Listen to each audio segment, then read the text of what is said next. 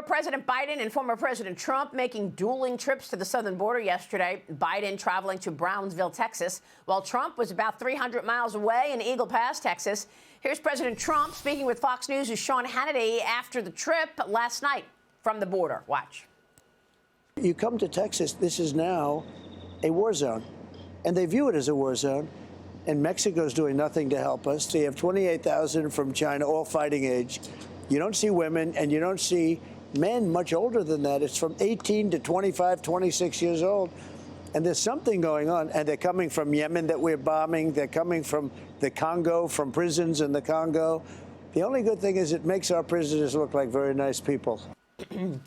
Trump also said that he spoke with the parents of 22-year-old Georgia student Laken Riley, who was allegedly killed by an illegal Venezuelan migrant. He slammed the president for her death. Of course, that migrant came into America in 2022 through the El Paso, Texas border. Biden walked away from any questions about Laken Riley yesterday. Watch this. What he is doing is just unbelievable. Joe Biden will never say Laken Riley's name, but we will say it and we will remember it. We're not going to forget her. Mr. President, do you bear any responsibility for Laken Riley's death? Well, Laken Riley will be laid to rest this afternoon at a church outside of Atlanta. Michael Balboni, this is such a heart-wrenching story. It's so sad. Her memory will last a lifetime, and they are celebrating her life today. It's such a horrible thing for the parents, obviously, and for the nation to watch this. You know, it's so hard to put a face on this whole issue, but yet this is one of the things that people are taking a look at saying, wait a minute, this is happening in our communities. You know, the irony is, you know, Marie, you've reported on so many times before, you know, Texas has been suffering this invasion for years and years and years, and now suddenly as the campaign begins, this is now the focus for this administration. And yet, when you take a look at what happened back in 21, 22, 23, and you see the increase from 1.3 million, then going all the way up to 2. I mean, it's amazing what's happening. You know, we're on pace this year for 3.1 million. But the president said something, the former president said something that is very important. The nature of the people coming across the border, the fact that there are many military-age men. A lot of them are Chinese nationals coming across the border. What is that about? That is something that needs more focus in our nation. You know, I've been to the El Paso border, and when I went to the El Paso border, that was one of the first border areas that I visited. The river was completely dry, Michael Lee, and it was so easy to walk right across from Juarez, Mexico. And this is how that illegal got in, just walking right across. You're into the area in Texas. You are then into the population. That's what happened here. Well, Maria, this is an invited invasion by the Biden administration, right? There aren't enough actual Americans to vote for them.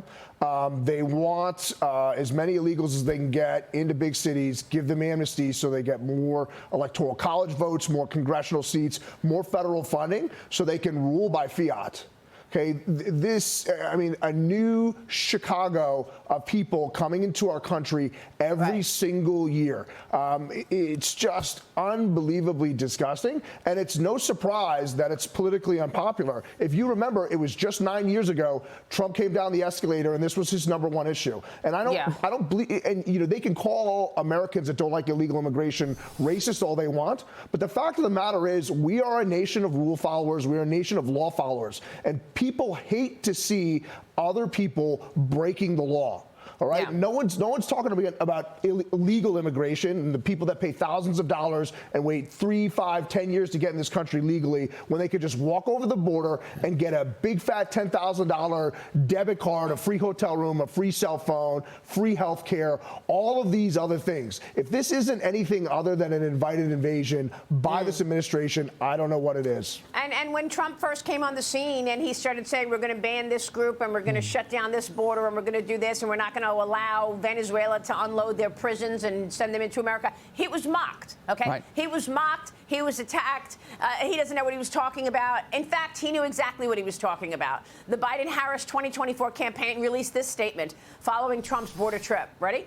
Donald Trump is weak on border security and is weak on crime. That's why he directed MAGA Republicans to kill the toughest and fairest reforms to secure the border in decades and tried to defund the police every year he was in office.